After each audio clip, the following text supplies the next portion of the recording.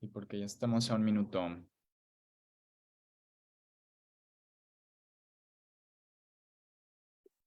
Usualmente están muy cotizadas las clases. Y verdad, es lo que estoy viendo, ya van 150. No, hemos tenido 1000. O sea, de repente empiezan a subir, subir, subir, subir, subir, subir, subir. Pero está padre. No lo pongas nervioso, por favor. No, es para que agarre. Si no se me va a ir el internet de forma inexplicable. No, no, no, no, no. Adelante, doctor. Adelante, Súper. ya podemos iniciar. Excelente. Hola, buenas noches a todos. Bienvenidos a su módulo de enfermedades inflamatorias oculares por parte de la Sociedad Mexicana de Oftalmología y por parte del Centro Mexicano de Enfermedades Inflamatorias Oculares.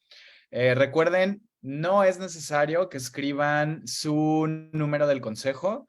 Si necesitan o requieren los puntos para la certificación, recuerden haberse registrado en el link que están en en las redes sociales, tanto de la Sociedad Mexicana de Oftalmología como del Centro Mexicano de Enfermedades Inflamatorias Oculares.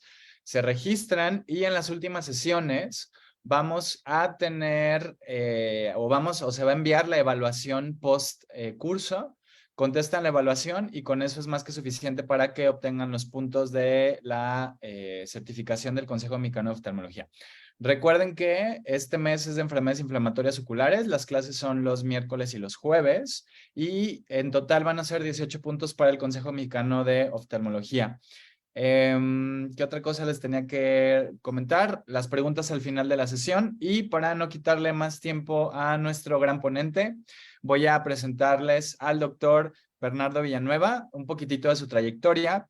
Él se formó como cirujano oftalmólogo en el Centro Médico Nacional La Raza en la Ciudad de México. Después de eso, él realiza una alta especialidad en cirugía de retina y vitrio ahí mismo en el Centro Médico Nacional La Raza. Y después de esto decide hacer una segunda alta especialidad en enfermedades inflamatorias oculares en el Hospital de Nuestra Señora de la Luz, también en Ciudad de México, donde después de haberse formado, se queda como médico adscrito un tiempo ahí en el hospital. Actualmente él reside en la ciudad de Durango, donde da su consulta a nivel privado y también la da en Santiago Papasquiaro. Muy bien, entonces no te quito más tiempo, Bernardo. Muchas gracias por aportarnos esta clase tan importante que es de una de las grandes simuladoras que vemos en Uveitis. Entonces, es todo tuyo la sesión.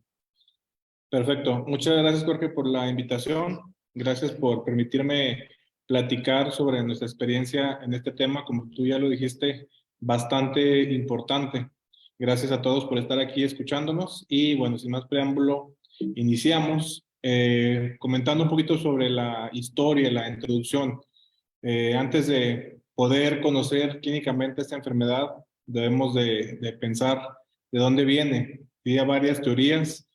Una de las más aceptadas es que Christopher Columbus o Cristóbal Colón en 1493, según esta hipótesis columbina, fue el que trajo la hipótesis o la distribuyó a lo largo del mundo. Sin embargo, hay otra teoría que en África empieza la espiroqueta a desarrollarse y se empieza a dispersar a través de Europa y Asia. Sin embargo, como muchos sabemos, hay un poema y hay una historia bastante trágica que escribe Francastori, que habla sobre una persona que tenía todos los datos de sífilis y este personaje le llaman sífilus o sífilo. Entonces, a partir de aquí es cuando se le da el nombre de sífilis a esta enfermedad.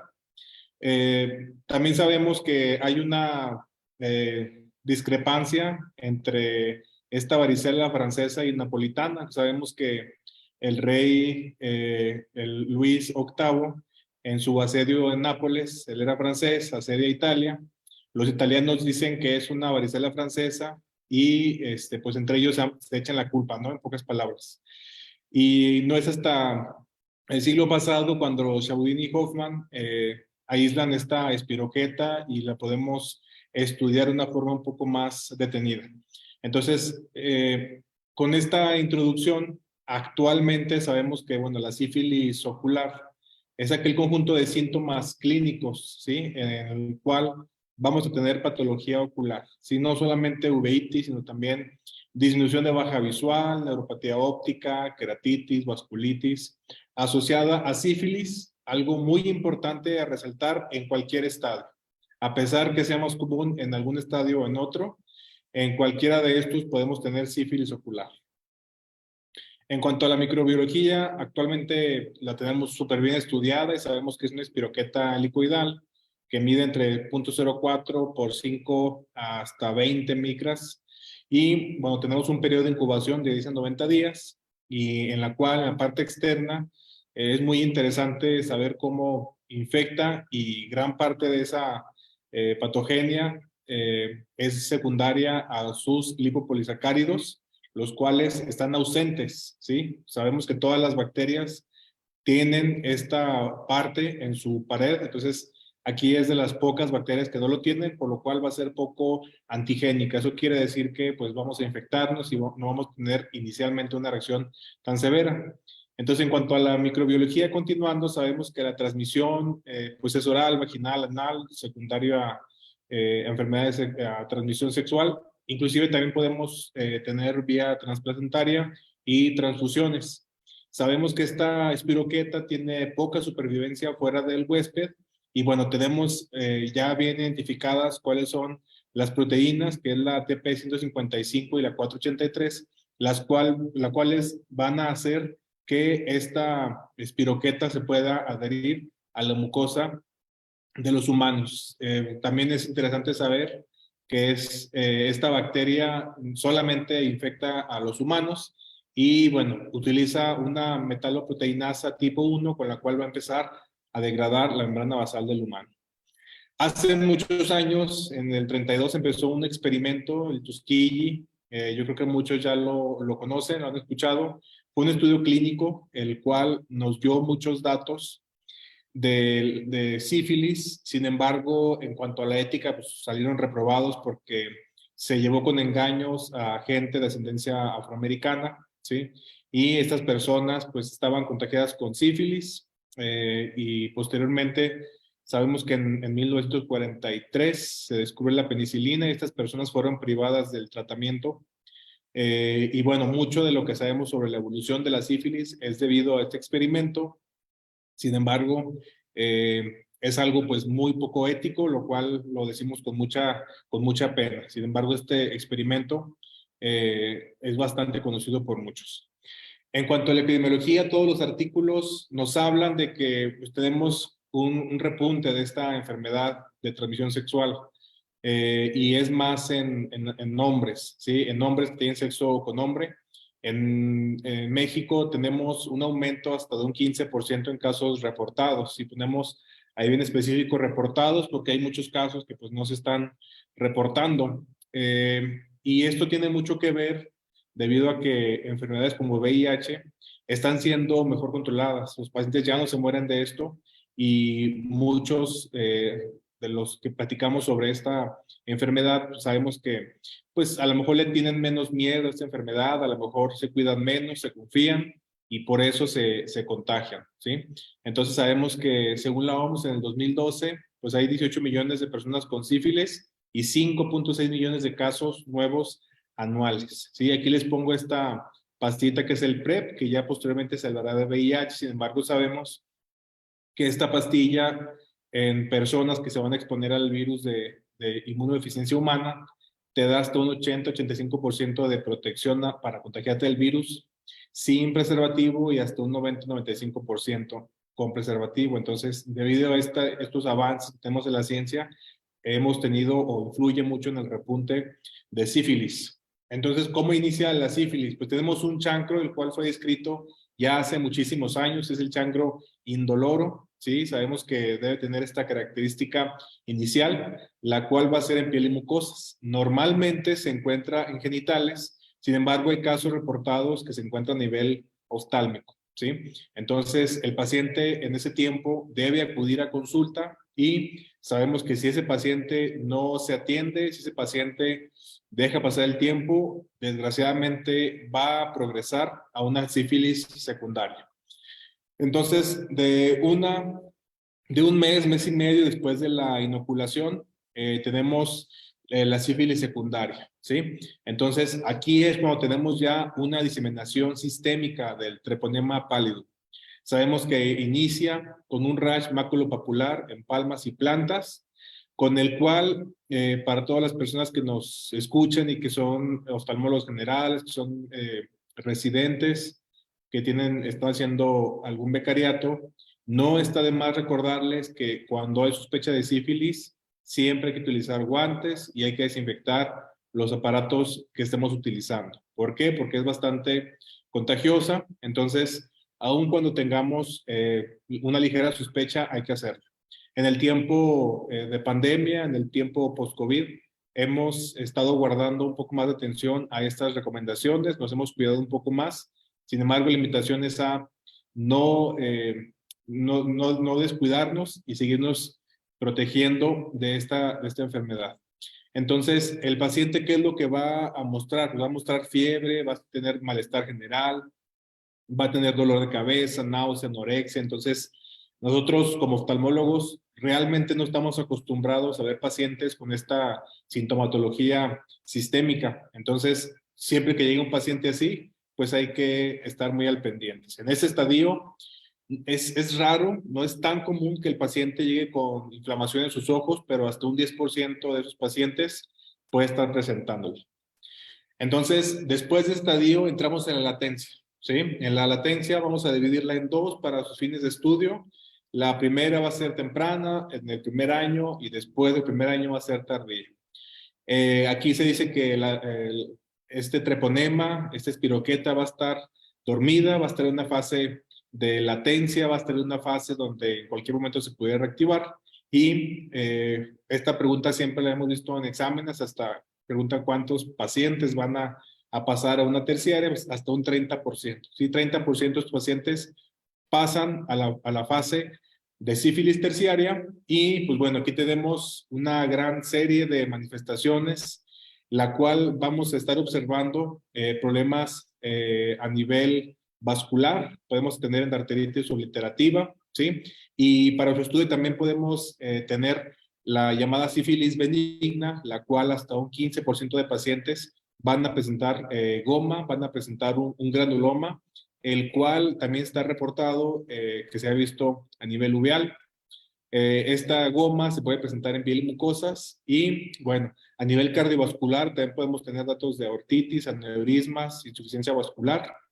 Y otra de las que hemos visto un poco más común, al menos en nuestra experiencia, es la neurosífilis, la cual vamos a tener afección al sistema nervioso central, vamos a tener afección en las meninges, en parénquima y, bueno, aquí también podemos observar sífilis ocular. Entonces, ¿qué pasa con los niños? Bueno, tenemos una sífilis temprana que es de menos de 2 años y una tardía de más de 2 años, ¿sí? Entonces, muchos de estos niños que nos han llegado con sospecha de sífilis, pues hay que descartar otras enfermedades infecciosas, sobre todo virales, las cuales nos pueden presentar sobre todo esta cicatriz en sal y pimienta, ¿sí? Pero muchos de estos niños pueden tener queratitis intersticial. Si ven a un niño con este tipo de afección corneal, lo primero que deberíamos de pensar es en sífilis, ¿sí? Podemos tener glaucoma, catarata, congénita, etc. De forma sistémica nos pueden ayudar los datos de hepatosplenomegalia, podemos tener afección en huesos largos y, bueno, después de la tardía vamos a tener afección a nivel dental, los dientes en Hutchinson, la nariz sencilla de montar, la cual les presento aquí algunas imágenes. Sí, yo creo que todos estamos bastante familiarizados con estas imágenes dentales, sí, con la tibia en sable y, bueno, y los cambios en sal y pimienta, lo cual, pues bueno, sabemos que estos pacientes no debemos limitarnos solamente al estudio de sus ojos, sino también hacer una revisión sistémica cuando sea posible. Entonces, como bien se sabe, las manifestaciones oftalmológicas de sífilis puede ser cualquiera, cualquier manifestación inflamatoria la puede generar sífilis, ¿sí? Desde problemas en conjuntiva, episcleritis, queratitis intersticial a nivel corneal, a nivel uveal. Podemos tener la llamada rosuela de iris, la cual Hay pocas imágenes, hay una imagen que es bastante usada en el Foster, la cual vemos la roceola. Recordemos que vamos a diferenciarla de una rubiosis porque la roceola tenemos una atrofia en el iris y nos permite ver la vasculatura del iris, la vasculatura propia, la cual se van a ver los vasos en forma radial sobre todo. Y la rubiosis van a ser neovasos que se van a encontrar a nivel del iris y su distribución va a ser aleatoria, va a ser una forma como podemos distinguirla. Podemos tener vitreitis anterior, corretinitis, afección a nivel retiniano, neuretinitis, desprendimientos de retina, cualquier manifestación puede ser dada por sífilis. Entonces, empezando con la uveitis anterior, ¿sí? Esta va a ser más común después de 6 meses y que el paciente es inoculado. Muchos pacientes van a permanecer asintomáticos, entonces, como no van a tener alguna manifestación o dolor o algún problema sistémico, pues muchos nos podemos confiar, ¿sí? Fue de nuestros primeros como terrores cuando estábamos en su especialidad, cuando acudían pacientes con sífilis o sospecha de sífilis y se nos iba la onda y los atendíamos y los saludábamos y todo, entonces tener mucho cuidado. Entonces, este paciente podemos tener afección a nivel monocular o hasta binocular, ¿sí? Podemos tener afección en ambos ojos hasta un 70% y, bueno, tenemos una manifestación de tipo granulomatosa hasta casi un 70%, ¿sí?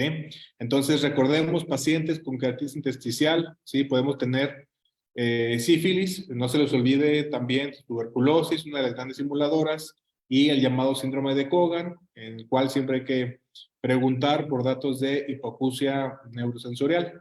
Entonces, esta es la imagen que les comento sobre la roceola en el iris. Sí, podemos tener una atrofia a este nivel y, bueno, la presión que puede llegar a afectar o puede ser normal.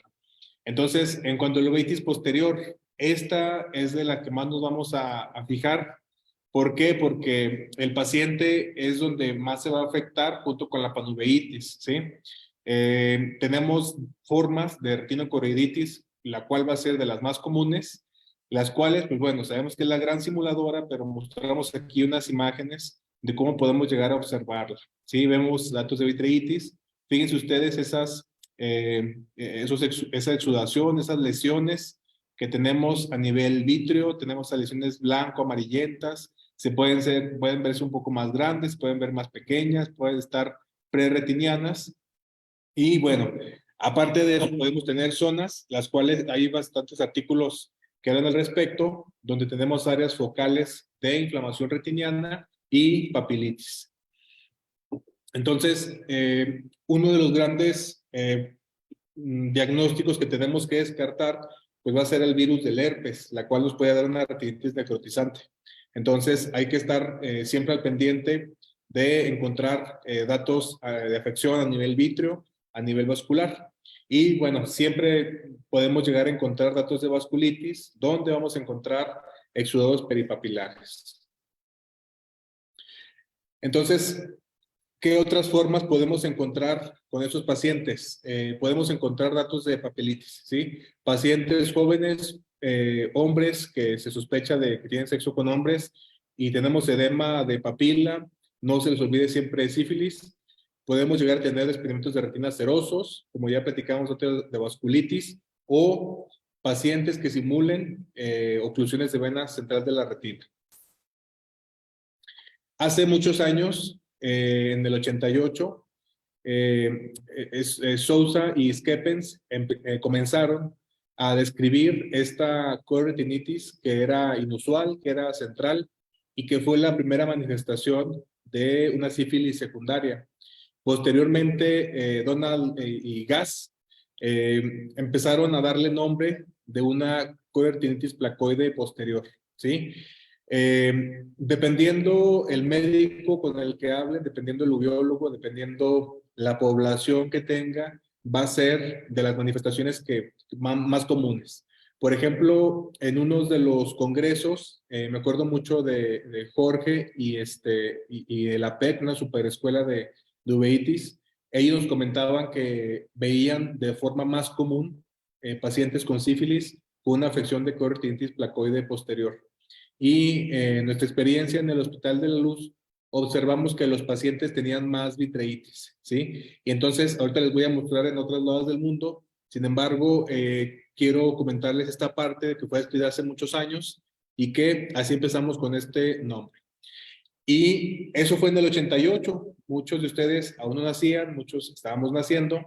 Sin embargo, ahora los artículos se jactan de que antes era una gran imitadora y ahora pues es mucho más fácil reconocerla, ¿sí? Hay muchos artículos que hablan al respecto y pues te dice paciente que tiene factores de riesgo y tienes edema de papila, pues ya ni la pienses, tienes que buscarle la sífilis. Obviamente no te cases con el diagnóstico, tienes que descartar otro tipo de patologías. Sin embargo, fíjense aquí en la imagen de su derecha, podemos observar esas lesiones preretinianas que están, pues obviamente sobre la retina y que están asociadas algunos a vitreitis.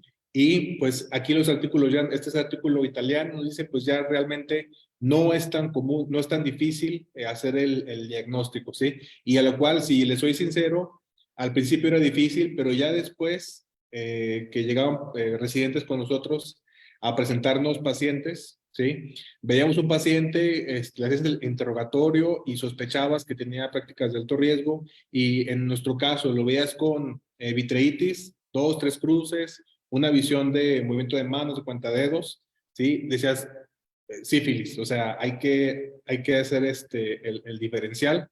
Y bueno, entonces, ahorita ya vamos en eso, fíjense, cuando hace algunos años teníamos dudas, apenas empezamos a platicar de esto, ahorita ya me sorprendió mucho estos artículos recientes de que ya nos jactamos de que podemos identificarla mucho más fácil, ¿sí? Y es muy interesante si luego pueden revisar la profundidad en cuanto a los estudios que hacemos para poder identificar o estudiar un poco más esta sífilis, pues obviamente es clínico.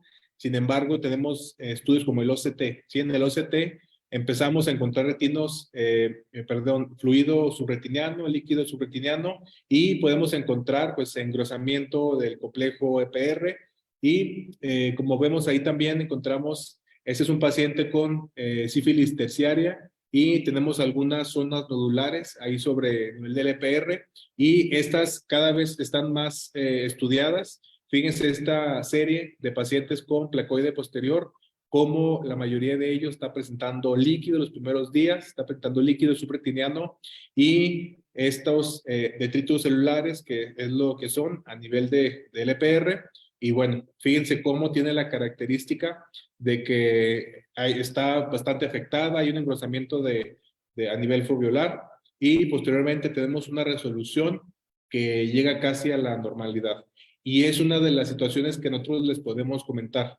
Pacientes con sífilis que están con una visión bastante baja, he visto hasta pacientes con PL, con un tratamiento adecuado, regresan a su visión de 20/20, 20/30, ¿sí? Entonces es algo sorprendente, es algo que podemos ver clínicamente y que también podemos estar observando a nivel de OCT. Hay otros estudios, ¿sí? Los cuales no son tan concluyentes, se han hecho estudios, este estudio es alemán, nos habla de los cambios. Sin embargo, en estos estudios no vemos un patrón tan definido y en el cual no sugerimos que hagamos electrofisiología porque los patrones no son como tan confiables.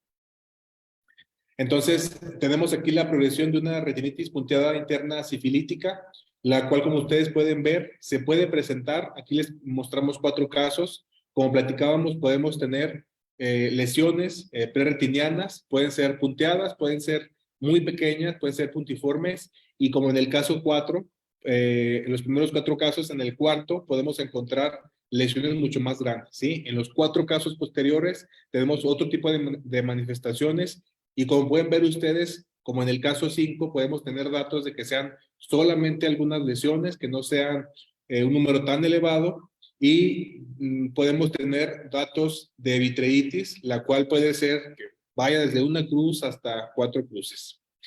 Entonces, ¿qué es lo que tenemos al norte de España? Fíjense qué interesante, en este metaanálisis, los médicos encontraron que la manifestación más común de sífilis era afección a nivel del nervio óptico, ¿sí? Fíjense qué diferente aquí lo que tenemos en México, diferente a lo que encontramos como más vitreitis, diferente a lo que encontramos como una placoide posterior. En esos pacientes, en España, en el norte de España, está muy interesante el artículo, aquí les dejo la bibliografía para que la puedan leer a detalle. Sin embargo, pues obviamente en segundo, en tercer lugar, están las manifestaciones que nosotros encontramos como la vitreitis y la placoide posterior.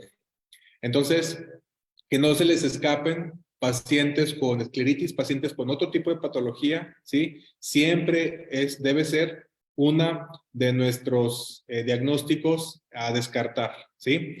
Está prohibido para todos nosotros decir, pídele el panel de uveitis, pídele un perfil uveítico, está prohibido porque eso no debe ser así, ¿sí? Se debe basar siempre en la clínica, se debe basar siempre en lo que tú observas. Sin embargo, de las primeras enfermedades que se deben de describir y se deben de descartar, va a ser la sífilis, la tuberculosis y siempre solicitar VIH. ¿Sí? Entonces, ¿qué es lo que tenemos a nivel de microbiota? Pues sabemos que está cobrando mucha importancia y en este artículo, y también italiano, nos habla sobre cuál es la relación de la microbiota y la sífilis, y pues la verdad es que no nos sorprende encontrar a bacterias como Prevotella o Porphyromonas, las cuales hemos encontrado en artículos de pacientes con inflamación como tal, y esos pacientes tienen una cantidad alta de Prevotella, por ejemplo, de artritis reumatoide o Porphyromonas gingivalis. Entonces, estas bacterias se han estado empezando a relacionar en pacientes con sífilis. Entonces, pruebas de diagnóstico. Miren, aquí hay que solicitar, como platicábamos, siempre descartar las grandes simuladoras. He escuchado a algunos de mis maestros, por ejemplo, la doctora Borduin, a la doctora Tere Valdés, ahí en el Hospital de la Luz y en el IMO, en Querétaro. Fíjense qué interesante cómo nos puede cambiar la perspectiva. A veces llega el paciente y dice, ¿sabes qué? Pues tengo este problema y tú sospechas sífilis, pero si el paciente no tiene la confianza, a lo mejor no va a hablar tanto, ¿no? Y fíjense que también yo he empezado ya a preguntar menos si tiene prácticas de alto riesgo. ¿Esto por qué? Porque si sí las tiene, me voy a dar cuenta con sus estudios de laboratorio. Y si no las tiene, también. Entonces, el hecho que me responda la verdad o me mienta es indiferente para mí porque de todas formas yo voy a ver cómo está aquí la situación con sus laboratorios.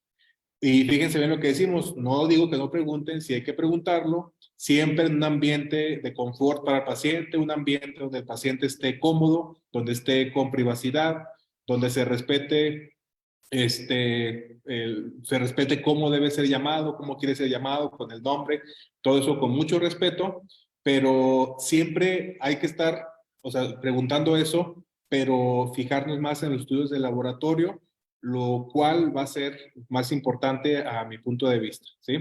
Entonces, por eso eso como que me cambió el paradigma porque ya no preguntamos tanto, ¿no? Si tienes prácticas de alto riesgo, si hiciste esto, hiciste aquello, ya no bueno, yo al menos personalmente no me meto tanto en ese aspecto. Entonces, preguntas siempre de examen, ¿sí? Preguntas que siempre pues nos sacan de onda, siempre nos confundimos, ¿sí? Tenemos pruebas treponémicas, tenemos pruebas no treponémicas, ¿sí? Sabemos que las pruebas no treponémicas, ¿sí? Van a ser pruebas que se van a empezar a elevar en primera instancia, ¿sí? Van a tener una elevación súbita, una elevación rápida, ¿sí? Y las pruebas treponémicas va a tener una elevación mucho más lenta, ¿sí? Y esta elevación se va a mantener. Entonces, dependiendo si el paciente tuvo una afección tratada o una afección no tratada, es cómo se va a llevar a cabo esa curva, ¿sí? Por ejemplo, en un paciente con una prueba, una prueba no treponémica, vamos a encontrar que va a aumentar, y un paciente que se trata adecuadamente, vamos a tener una disminución del mismo en una prueba no treponémica. Aquel paciente, ¿sí?, que no es tratado, fíjense, o que falla el tratamiento, que no se trata adecuadamente, o algo muy, muy común y muy importante, si tiene una reinfección, fíjense ustedes cómo van a encontrar estas pruebas no treponémicas. Van a estar un poco más bajas, ¿sí?, pero van a seguir más altas de lo habitual. Y Sabemos que las pruebas treponémicas, como ya platicamos, tardan en hacerse positivas, sin embargo, se van a mantener, ¿sí? Y aquí vienen varios escenarios que siempre preguntamos a los residentes y que a veces se confunden. Un paciente que empieza con una prueba no treponémica positiva, pero tiene una prueba treponémica todavía negativa, ¿qué quiere decir? Pues para empezar, puede ser que apenas va empezándose a infectar, que se acaba de infectar y no le ha dado chance a la prueba treponémica. Sin embargo, siempre tomar en cuenta que tenemos falsos positivos y falsos negativos. Aquel paciente que tiene una prueba no treponémica positiva, una prueba no treponémica positiva también, es un paciente que evidentemente tiene sífilis. Aquel paciente que tiene una prueba, ambas pruebas están negativas, pues es muy complicado, es muy difícil que tenga sífilis o puede ser que esté iniciando. Entonces, ¿cómo se hacían antes estas pruebas? Anteriormente, los CDC en Estados Unidos nos decían que empezáramos con una prueba cuantitativa, con una prueba no treponémica, ¿sí? Por ejemplo, el RPR, ¿sí? O el BDRL. Ese es el esquema tradicional, ¿sí? Si estaba positivo, teníamos que pedir una prueba treponémica y pues de esa manera, si salía positiva, ya nos damos una idea si era un paciente con sífilis o no.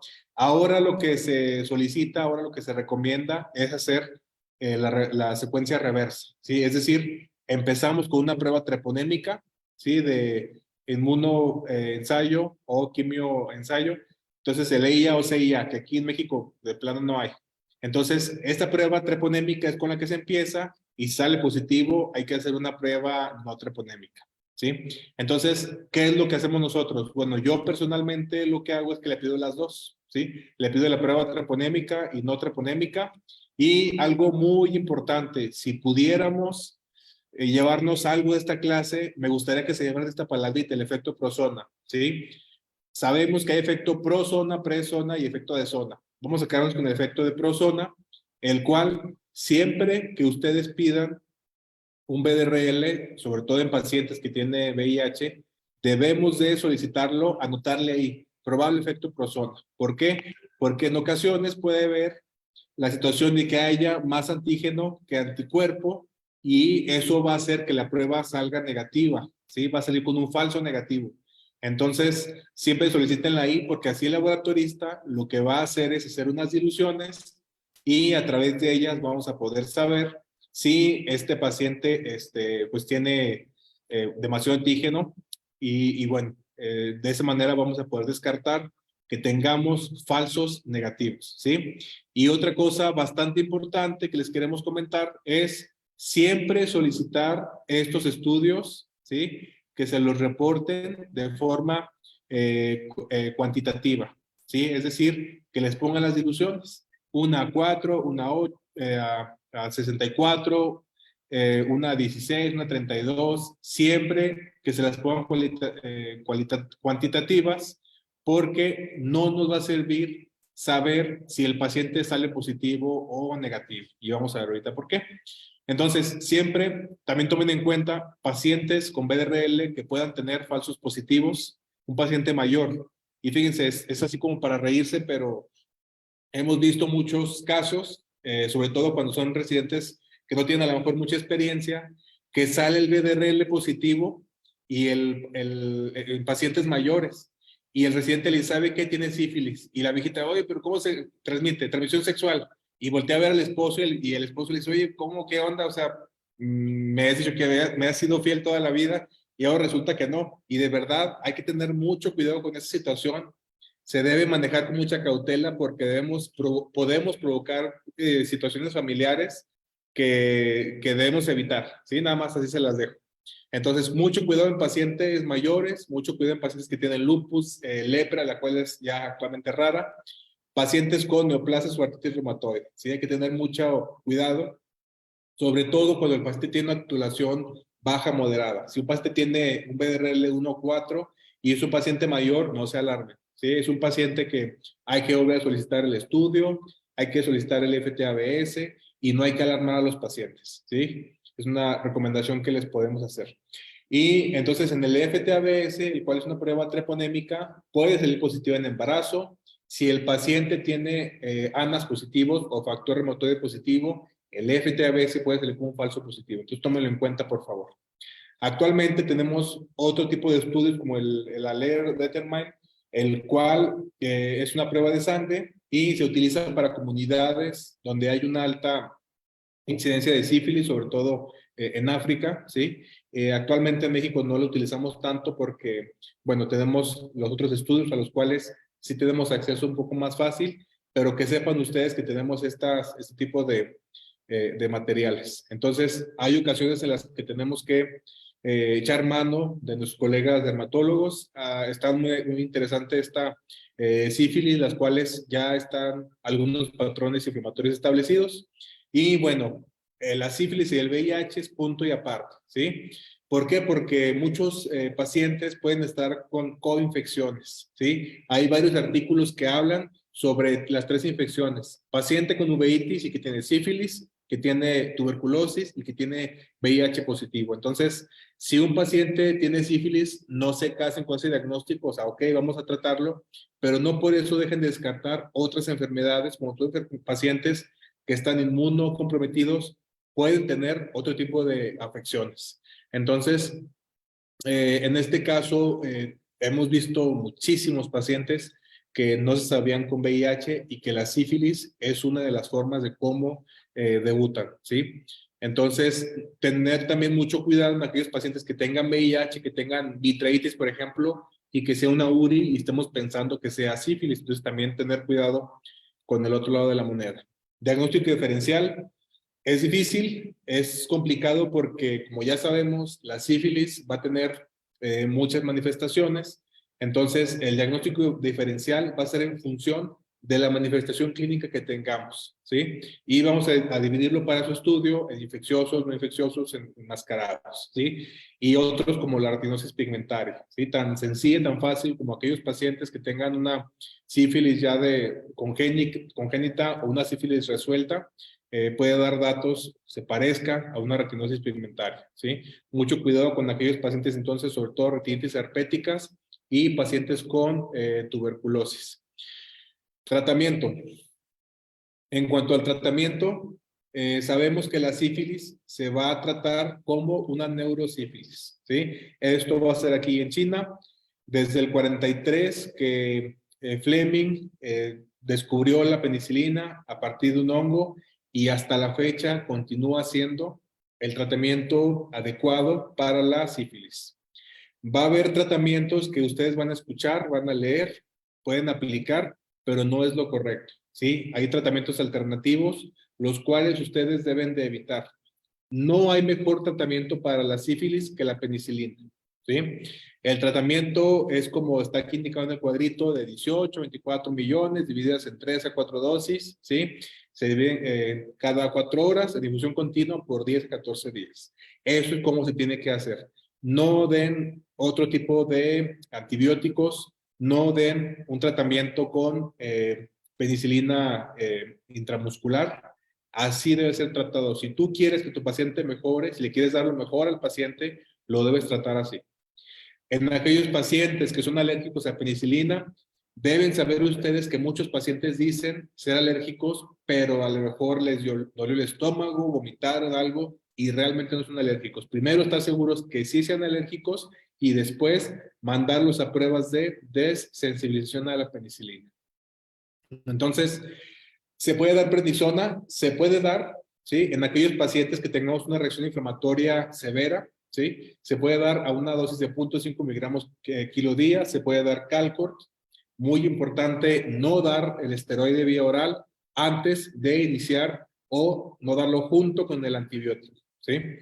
Tener mucho cuidado con la reacción de Harris-Herxheimer, la cual también sabemos que es una situación inflamatoria por una muerte muy rápida de las espiroquetas. Entonces, hay muchos artículos que ya están empezando a hablar sobre tratamiento intravitro. Sí, les paso aquí la dosis, es la ceftazidima. Se aplica una dosis como si fuera una endoftalmitis, ¿sí? En aquellos pacientes que, fíjense bien, que se estén desensibilizando, para no estar esperando de brazos cruzados, le puedes empezar la ceftazidima intravitro, ¿sí? También aquellos pacientes que ya le diste el tratamiento antibiótico intravenoso, tuvo esteroide y no ves tanta mejoría, hay varios artículos que hablan que con el tratamiento intravítreo hay mucha mejoría, ¿sí? Tratamiento combinado, aquí vemos uno de los casos, ¿sí? El paciente pues fue tratado en la figura 1 con con varias dosis de penicilina, me parece que fueron 5 a 6 días, tuvo esteroide vía oral, no mejoró, después de una dosis de ceftazidima intravítrea hubo una bastante mejoría. ¿Cuándo el paciente se va a curar? ¿Cuándo vamos a definir nosotros que hay una mejoría? Cuando tenemos 4-folds o 4X de una disminución de su titulación, ya sea BDRL o RPR. Por ejemplo, les pongo el ejemplo, si está de 1 a 256, después de 3 meses tiene que estar a 1 a 64, ¿sí? Entonces, de esa manera vamos a saber que el paciente va a estar mejorando. Entonces, otra situación es que clínicamente tú debes ver que el paciente está mejorando, obviamente con la agudeza visual y con la cuestión inflamatoria. ¿Cuándo hay que retratar un paciente? No es tampoco común encontrar pacientes que tienen sífilis, se tratan y posteriormente recaen, porque el tratamiento no se lo tomaron adecuadamente, no se aplicó adecuadamente, o porque se reinfectaron, o hay por ahí unas teorías que hablan sobre una infección por la espiroqueta, por otro tipo de espiroquetas, para terminar pronto. Otra situación bastante interesante es la vacunación. Y fíjense, esto con las personas que le he platicado ha sido un poco de controversia. ¿Esto por qué? Porque la vacunación, actualmente no hay una vacuna, pero yo creo que pronto la va a haber, según lo que estamos viendo en los artículos. Sin embargo, hay que ver qué reacción va a tener a nivel epidemiológico que tengamos una vacuna para sífilis. Veamos nosotros que ha habido un repunte en infecciones de VIH, un repunte en tuberculosis y un repunte en sífilis, y mucho tiene que ver porque los tratamientos para VIH son bastante eficaces. Ahora, ¿qué va a pasar si un paciente tiene la vacuna para sífilis? Va a ser interesante observarlo. Como conclusiones, bueno, sabemos que siempre todos nuestros pacientes hay que hacer un interrogatorio exhaustivo, ¿sí? Un interrogatorio por aparatos y sistemas, no enfocarnos solamente en los ojos, hay que tener un alto nivel de sospecha, ¿sí? Sabemos que afortunadamente la sífilis dentro de los hospitales escuela entra dentro de las primeras enfermedades que se tienen que descartar. Y bueno, a pesar que es una de las grandes simuladoras, ya tenemos ciertos patrones establecidos, los cuales podemos identificarlos a nivel clínico y a nivel de estudios como el OCT. El tratamiento, de las situaciones que hemos platicado y de las que me gustaría que se quedaran de esta clase, siempre penicilina, si hay alergia a penicilina, dejar la desensibilización, tomar en cuenta el tratamiento con ceftazidima, el cual no lo den a todos sus pacientes, déjelo como un tratamiento de rescate. Estén muy al pendiente de pacientes con coinfecciones, ya que sus pacientes tienen, muchos de ellos, enfermedades que los inmunodeprimen. Y bueno, el manejo multidisciplinario es bastante importante, ya que nosotros no podemos hacernos cargo de toda esta situación. Generalmente es ya sea el internista o el infectólogo. Bueno, les agradezco mucho el haberme escuchado. Gracias por su atención. Y dejo el micrófono a nuestro jefe, Jorge.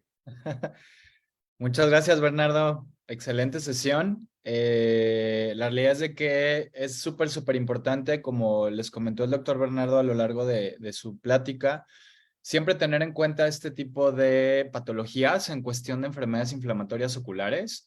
Y pues vamos a comenzar, vamos a empezar a abrir el chat para las preguntas y comenzar a responder las que podamos responder, porque obviamente no tenemos la verdad absoluta, no sabemos todo, pero vamos a comenzar. Nos preguntan, Bernardo, bueno, felicitaciones. Y nos hacen la pregunta de que ¿qué médico es el encargado de desensibilizar al paciente con alergia a la penicilina? El alergólogo. Lo mandamos con el alergólogo.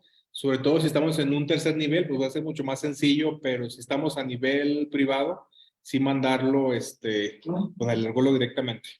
Sí, aquí de hecho puede ser también infectología, pero una cosa bien importante es también que deben de tomar en cuenta que usualmente las desensibilizaciones se realizan en un área o de terapia intensiva o de terapia intermedia por la cuestión de las reacciones alérgicas que pudieran llegar a desencadenarse. Entonces, obviamente ustedes no se vayan a hacer cargo de esto. Aquí obviamente es algo, como ya les comentó Bernardo, de alguna de las áreas troncales de medicina interna. Entonces, mucho cuidado con todo eso. La segunda pregunta que nos hacen es, está ladrando mi perrita, ahorita creo que ya se cayó, una disculpa a todos. La segunda pregunta es si es más común la queratitis intersticial por herpes o por sífilis en México. Y no sé si ahí nos pudieras hablar un poquitito de la diferencia entre una y otra, ¿no? Sobre todo hablando de la cuestión congénita, que creo que es la que más se debe de tomar en cuenta. Sí, claro, dependiendo mucho la región. Muchas gracias por sus felicitaciones.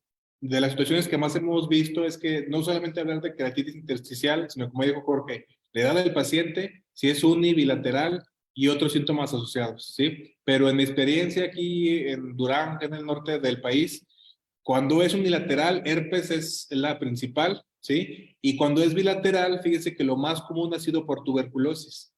He visto, tengo muchísimas fotos de pacientes que tienen queratitis intersticial, tienen ahí leucomilla y forma como si fuera un helecho en la córnea. Tiene como que la forma tiene como que la forma de un helecho.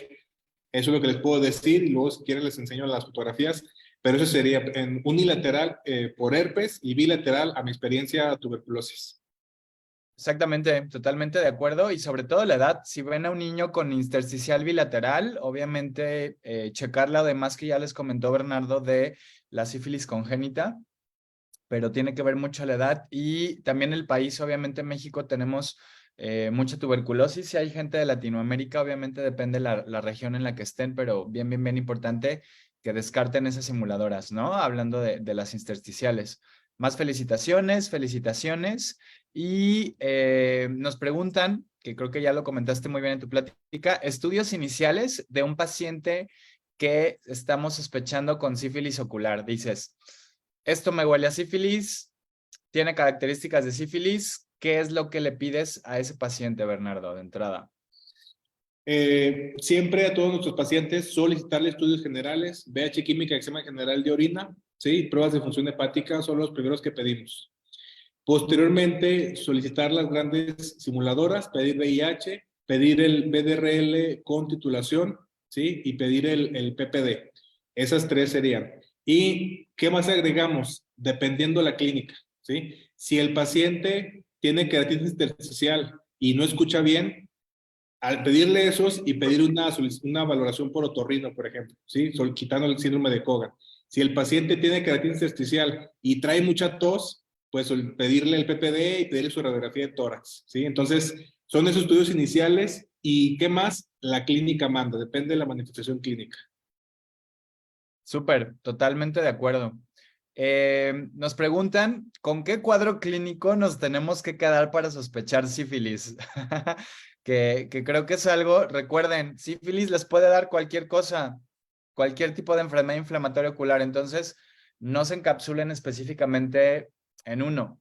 Recuerden que hay cosas como muy típicas como es la placoide posterior sifilítica, que esa si la ven de entrada dicen esto es sífilis, pero sífilis o una inflamación ocular, siempre tienen que descartar esta enfermedad, ¿sale? Ya aquí es lo que también les comentaba Bernardo, no sé si lo quieras repetir, de lo que encontraron, por ejemplo, en España, que nos dijiste en tu sesión, y lo que hemos visto nosotros aquí en México, inclusive lo que ustedes llegaron a ver en el tiempo que estuviste en el Hospital de la Luz. No sé si nos puedes repetir eso. Sí, claro. Como platicamos, dependiendo mucho las zonas y los pacientes que estamos tratando. Estuvimos en el Centro Médico La Raza, en el cual se ve mucho paciente de Ciudad de México y del norte y del Estado de México, toda esta zona norte. Entonces, en ellos estábamos viendo mucho paciente con vitreitis. Y, por ejemplo, Jorge en el hospital de APEC estuvo viendo más placoides posteriores, y interesante ver que eran más del sur de la ciudad y probablemente un nivel socioeconómico un poco más alto, ¿no? La verdad es que no me he puesto a investigar si tiene algo que ver el poder adquisitivo, pero es una observación que hacemos nada más. Sí, pues exactamente. Acá, por ejemplo, en Guadalajara, en el occidente del país, me ha tocado ver más manifestaciones de polo posterior y varias de ellas como placoide posterior sifilítica, pero a veces pueden manifestarse solamente como neuritis óptica, ¿va? Eso también es bien importante que lo recuerden. Nos preguntan, Bernardo, que por ejemplo, un paciente que presentó vitreitis respondió a tratamiento. Nos preguntan si esas lesiones desaparecen o las lesiones que tú nos mostraste de retinitis van a quedar en el polo posterior claro. ¿Qué sucede con esas lesiones cuando les damos tratamiento?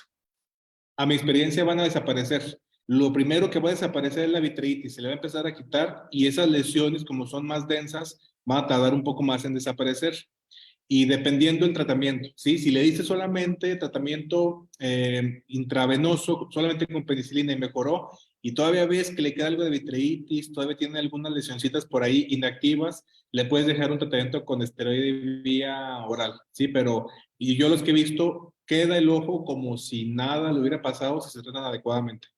Sí, totalmente de acuerdo. Y una cosa muy importante en sífilis es que también obviamente depende de la cronicidad de la inflamación, pero cuando les damos tratamiento empiezan a mejorar la agudeza visual de manera un poquitito rápida, ¿sale? Ese es también un punto a favor de tratar a los pacientes de forma oportuna y de que recuperen la agudeza visual. Usualmente más o menos entre la semana, las 2 semanas, empiezan a tener la mayoría de los pacientes, siempre y cuando no sean tan crónicos, mejoría de la agudeza visual y mejoría de las lesiones que comentábamos.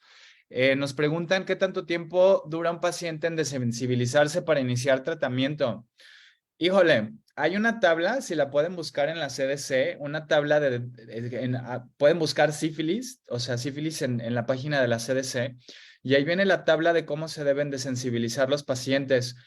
No es que lo desensibilicen y usted le dejen tratamiento de, ya se desensibilizó y le voy a dar la penicilina en 4 días, sino que en ese momento se empieza a dar tratamiento, se empiezan con dosis mínimas, se está evaluando el paciente cada hora hasta que ya se llegan a las dosis adecuadas para el tratamiento. No sé si tú quisieras agregar algo a esto, Bernardo. No, totalmente de acuerdo. La verdad que han sido pocos casos que los hemos tenido que mandar a desensibilización, pero sí, es un tratamiento progresivo, y la tablita está ahí, la podemos pegar ahí en el consultorio para tener referencia. Súper. Nos preguntan por qué en personas mayores podemos llegar a tener falsos positivos y si estos falsos positivos tienden a ser de titulaciones altas. No, como platicamos, van a ser una titulación de 1.4 hasta 1.16. Recordemos, sobre todo las pruebas no treponémicas, no van a buscar específicamente al treponema o sus componentes, sino otro tipo de proteínas. Muchas de ellas tienen que ver con enfermedades autoinmunes. Entonces, la titulación normalmente va a ser una titulación baja, porque es una prueba que no es tan específica, es una prueba no treponémica. Súper. Nos preguntan que si hay alguna alteración de la sensibilidad corneal, me imagino yo, hablando de las queratitis intersticiales. Es más común, o hemos visto más común, una desensibilización corneal en pacientes herpéticos que con sífilis. La verdad es que no han sido tantos casos que se han visto con afección corneal por sífilis, pero normalmente la sensibilidad tiende a estar conservada o no tan disminuida como con herpes. Exacto, o sea, usualmente son sensibilidades que consideramos vaya normales, ¿no? Y eso también de alguna manera nos puede dar la diferencia en cuanto a herpes. Hablando de la ceftazidima intravítrea, en los casos con alergia a la penicilina y la transición a la desensibilización, ¿también se podría llegar a aplicar en edema de papila por sífilis? Si tienes demostrado que es sífilis, si tienes demostrada la inflamación, y tiene edema de papila, tienes que aplicar yo lo aplicaría el medicamento. Aplicaría el medicamento. ¿Por qué? Porque si esa inflamación es secundaria de sífilis, de no darle nada, a poner la ceftazidima, le va a ayudar mucho la ceftazidima. Ahora, mucho ojo, porque también tenemos otras enfermedades que son coinfecciones, sobre todo por hongos, y que pueden tener también inflamación. Entonces, mucho cuidado al respecto. No van a decir, es que dijo el doctor Bernardo que tenemos una inflamación de la papila y el paciente a lo mejor tiene sífilis, lo voy a inyectar. Y por eso vas a descuidar que le hagan su punción lumbar y que a lo mejor busquen hongos en líquido cefalorraquídeo o que tenga la presión endocrina aumentada. Sin nada más tener mucha cautela en ese aspecto. Exacto, totalmente. Sobre todo hablando de pacientes con inmunocompromiso tipo VIH, ¿no? Bien importante checar esto. Nos preguntan que si en la etapa latente también se recomienda tratamiento como neurosífilis y creo que es bien importante recalcar, sífilis ocular se trata como neurosífilis independientemente del estadio de sífilis que tenga el paciente, ¿no? Eso es algo bien importante de hacer. Nos preguntan algo del PPD. Mañana vamos a hablar de tuberculosis. Esa pregunta la voy a pasar. Y otra pregunta sobre la septacidima intravítrea es ¿qué dosis y en qué intervalo se ponen? ¿Es dosis única? ¿Se repite? ¿Qué hablan los artículos? Es 1.125 microgramos en 0.1 mililitros. Es la misma dosis que se aplica para una endoftalmitis y la dosis es una aplicación semanal, ¿sí? En los artículos refieren que han sido una dosis, han sido 2, 3 máximo. No es como tan, no se aplica tan frecuentemente porque lo que más le va a ayudar es el tratamiento intravenoso con penicilina. Entonces recordemos que esta dosis va a ser coadyuvante nada más. Sí, totalmente. Y una cosa bien importante, recuerden que la sífilis ocular es una manifestación sistémica de la enfermedad. Entonces, el tratamiento local sí nos puede ayudar, pero el paciente necesita tratamiento sistémico y eso no se les puede olvidar, ¿de acuerdo? Nos preguntan, por ejemplo, Bernardo, que a veces los estudios de laboratorio son tardados en muchas instituciones, sobre todo de seguridad social.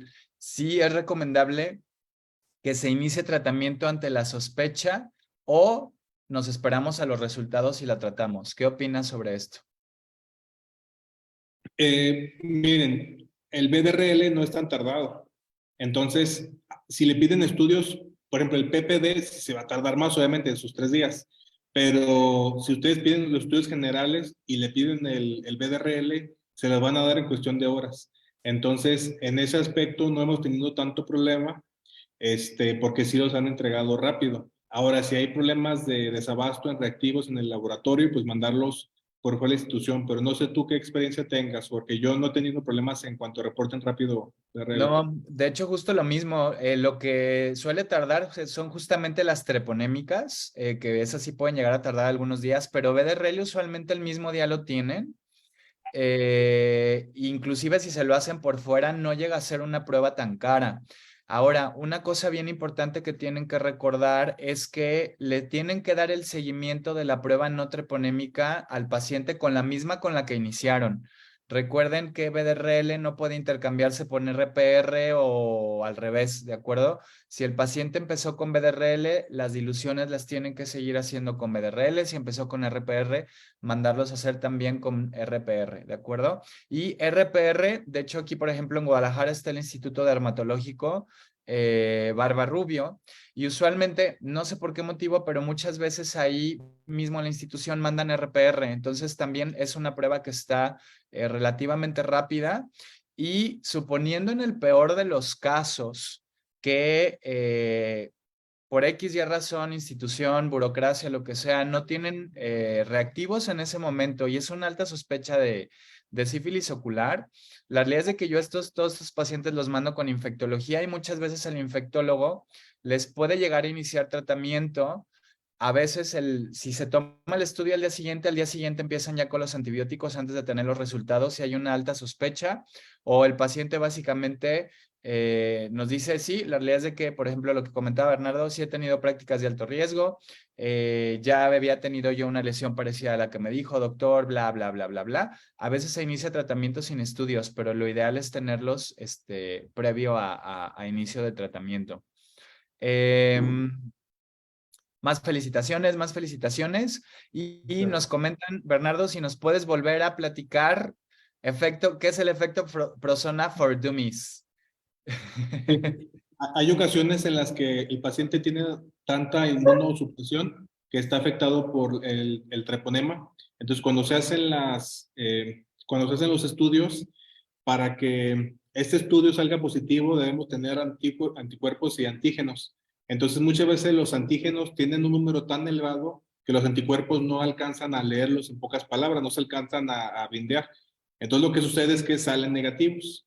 Entonces, ¿qué es lo que se tiene que hacer? Se manda esa situación de probable efecto Prosona para que hagan unas diluciones, disminuyan los antígenos y de esa manera se igualen los antígenos con los anticuerpos y salga la prueba positiva si es que es positiva. Exactamente. Muy bien. Nos pregunta, siendo sífilis una enfermedad, una infección de transmisión sexual, ¿hay que tener mucha precaución al examinar a un paciente en el consultorio? Sí. Usualmente, ¿qué precauciones? Si nos las puedes volver a repetir, Bernardo, hay que tener cuidado con este tipo de pacientes, sobre todo si tienen lesiones en palmas y en plantas, eso es, o si a lo mejor tienen la presencia del chancro. ¿Qué precauciones debemos de tener al estar revisando este tipo de pacientes?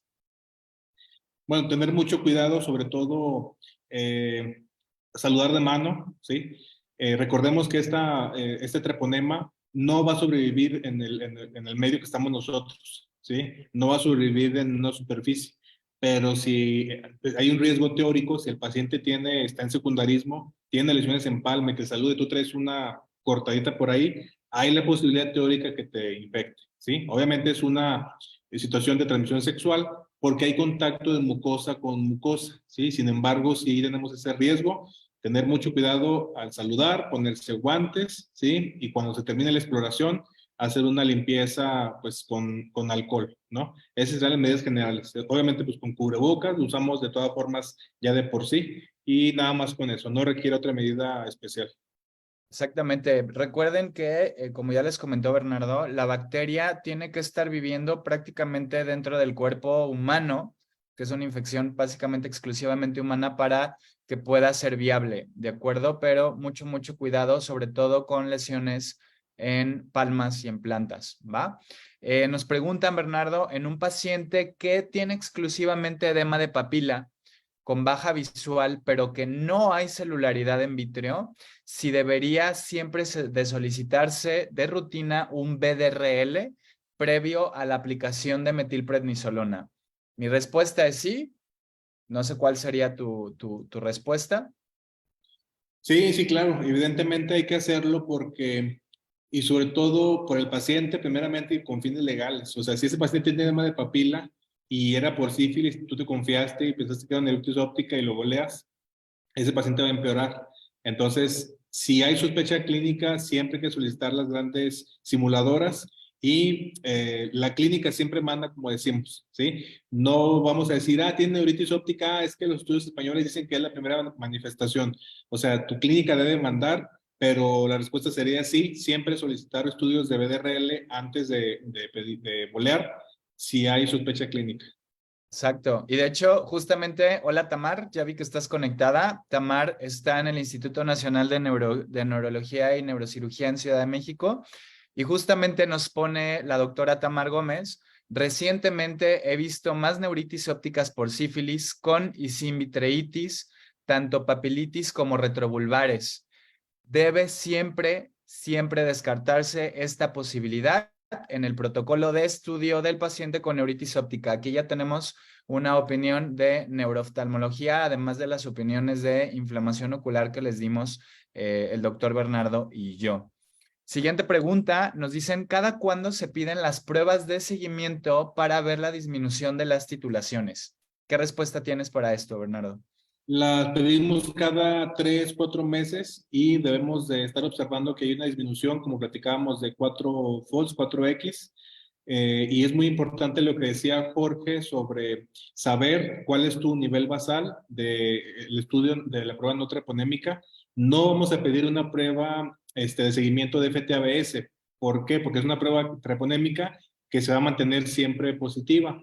¿Sí? Entonces vamos a pedirlas en las pruebas no treponémicas y eso también aprovecho para responder la pregunta de Miriam, a la cual saludo con mucho gusto. Súper. Entonces, ¿se pide título de BDRL? Sí, solamente pedir el BDRL como dijo Jorge, si empezamos pidiendo BDRL, sino combinar con BDR y RPR, ¿sí? Entonces, no sería necesario pedir alguna otra prueba con titulación. Perfecto. Recordar eso, BDRL o RPR, pruebas no treponémicas sí llegan a negativizarse. FTABS, campo oscuro, hemaglutinación, que son pruebas treponémicas específicas, esas van a permanecer positivas como parte de la inmunidad de memoria. Bien, bien, bien importante, ¿sale? Pues me parece que ya son todas las preguntas. Creo que estamos muy, muy, muy buen en tiempo. Esta semana es la semana de las grandes simuladoras. Mañana vamos a ver la clase de tuberculosis para completar la clase que nos dio hoy el doctor Bernardo Villanueva. Hay una pregunta, digo ya la última que vamos a responder. ¿Cuánto tiempo de abstención de relaciones sexuales se le dice al paciente que tiene sífilis? No sé si tengas una respuesta para esto, Bernardo. La verdad nunca me lo han preguntado, pero teóricamente el paciente no debe tener relaciones hasta que tengamos hasta que esté negativo. Y aprovecho para comentar que el tratamiento se da al paciente y se le da a la pareja del paciente, ¿sí? Porque si no hacemos eso, vamos a tener una reinfección. Entonces, se puede tener otras relaciones hasta que tengamos ya una cuestión de cura, ¿sí? Pero si ese paciente está con su pareja, y le dices, en 3, 4 meses el paciente no se trató, se va a reinfectar. Exacto, y es bien común, como les comentó Bernardo, que lleguemos a ver reinfecciones, ¿de acuerdo? Muchas veces las reinfecciones son porque la pareja sexual del paciente o la paciente no se trató. Yo soy un poquitito menos estricto con esto. Yo usualmente les digo 2 semanas después de haber terminado el tratamiento, es decir, a las 2 semanas, prácticamente es al mes de que iniciaron tratamiento antibiótico, es cuando usualmente ya les comento que pueden volver a tener prácticas sexuales.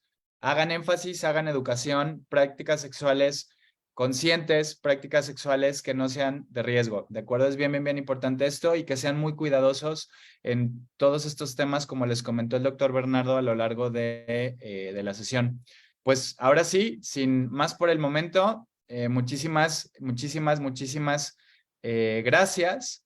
Recuerden, hemos estado viendo mucha sífilis, por lo menos acá en Jalisco ha habido un repunte de más de los que yo solía ver.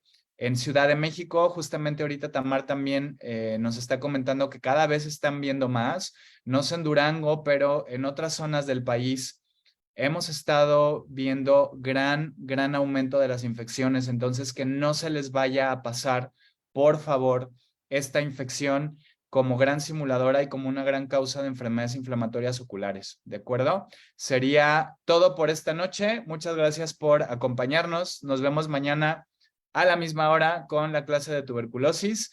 Un agradecimiento a nuestro gran ponente. Muchísimas gracias, Bernardo, por tu excelente ponencia, por responder a las preguntas de todo nuestro público. Y descansen, pasen bonita noche. Un placer Gracias. saludarlos como siempre. Hasta luego.